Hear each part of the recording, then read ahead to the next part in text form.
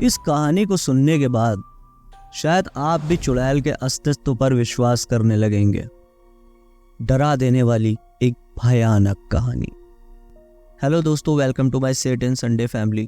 स्वागत करता हूं आपका एक और नई हॉरर वीडियो में, जहां हम आपके लिए लाते हैं एक से बढ़कर एक डरावनी कहानियां।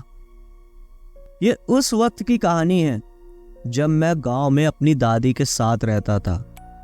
मेरी उम्र 15 साल थी। मुझे भूत, प्रेत, चुड़ैल इन सबको असली में देखने का शौक चढ़ा था। चुड़ैल की कहानियां तो मैं बड़े मजे से सुनता था और हमेशा बोलता था कि कितना मजा आएगा अगर किसी चुड़ैल से सच में मेरी मुलाकात हो जाए तो। मेरी दादी की किराना और दूध की डेयरी ऐसी दो दुकानें थीं। दादी और मैं मिलके दोनों दुकानें चलाते थे। गांव में हमारा बड़ा नाम था। हर रात को दुकान बंद करके दादी घर चली जाती और मैं अपने दोस्तों के साथ चौराहे पर बैठकर एक दूसरे को भूत प्रेतों की कहानियां सुनाते। कभी कभी गांव के बड़े बूढ़े भी हमारे साथ बैठ हमें चुड़ैल की कहानियां सुनाते और कभी कभी तो गांव वालों से छिपते छुपाते हम हर तरह तरह की हॉन्टेड जगह पर भी जाते थे।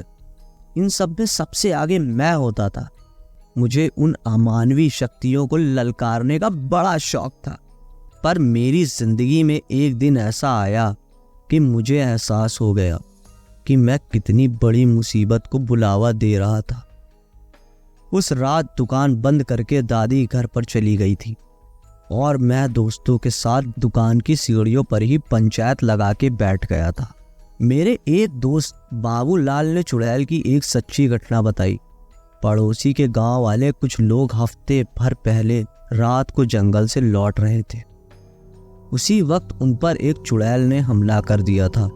उनमें से एक को तो उसने किसी शिकार की तरह दबोच लिया और उसकी गर्दन पर अपने लंबे नुकीले दांत गुड़ाकर खून गटकने लगी। बाकी लोग जैसे तैसे जान बचा के भाग निकले और उनका वह दोस्त जिसका चुड़ैल ने खून पिया था, वह अगले ही दिन जंगल में तालाब के पास बेहोशी की हालत में मिला था। लोग उसे हॉस्पिटल में ले गए। वह बच तो गया, पर उसके शरीर में हमेशा खून की कमी रहने लगी थी और आज सुबह ही उसकी मौत हो गई। अब उस जंगल के रास्ते से उस गांव का कोई भी आता जाता नहीं। वह हमारे गांव के लंबे रास्ते से होकर जाते हैं। मैं बोला कि ये चुड़ैल, भूत, प्रेत सब कुछ अफवाह होगी, जंगल में कुछ और ही कांड हो रहा होगा। फिर मजाक मजाक में हम सब ने शर्त लगा ली, जो कोई भी पुराने पीपल के पेड़ पर लाल कपड़ा बांधकर आएगा वो सबसे बड़ा जिगर वाला माना जाएगा। उस चुनौती के लिए 3 लोग आगे आ गए थे। मैं, संतोष, आशीष और विवेक।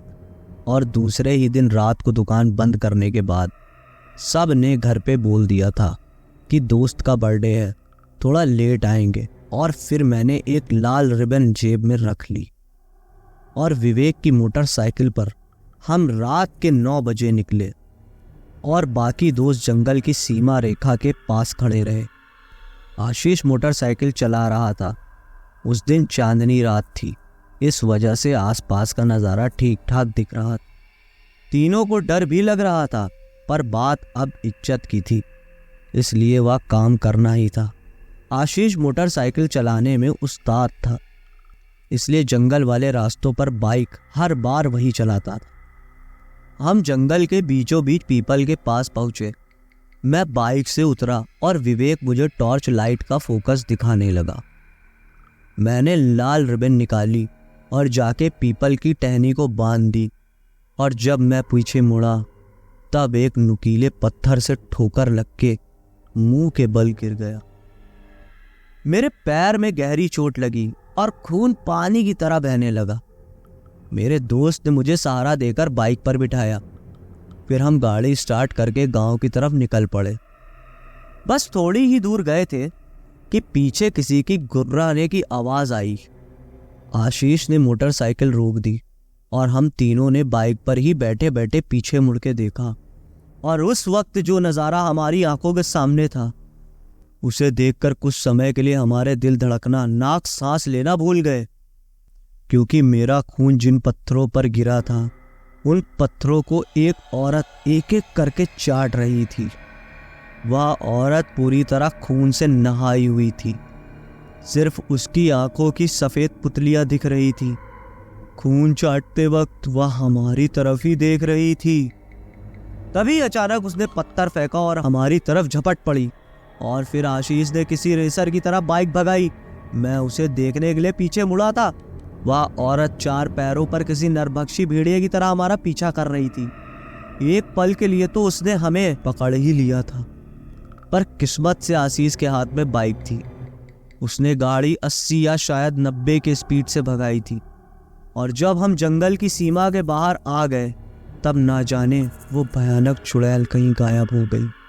हमारे वापस लौटने तक सारे बटबोले बजर बट्टू दोस्त घर भाग चुके थे। फिर अगले दिन दादी ने देखा कि मैं कुछ परेशान और डरा हुआ हूँ, तो उन्होंने मुझसे सब सच उगलवा लिया और मैंने भी सब हकीकत बता दी। उस दिन दादी ने मुझे खूंटे से बांधकर मारा था और बाकी दोस्तों के भी घर जाकर दादी ने यह कारनामा बता दिया। सबको जम के मार पड़ी। फिर दादी ने सिर्फ 2 दिन के अंदर हमारी दोनों दुकान और घर बगल के गांव वाले बंगाल के पाटिल को बेच दिया। और एक रात तो जबरन दादी ने मुझको हनुमान जी के मंदिर में सुलाया था। उसके बाद मैं गांव छोड़ने को तैयार नहीं था, पर दादी मुझे मार कूट के मुंबई ले आई, जहां मैं अभी भी रहता हूँ।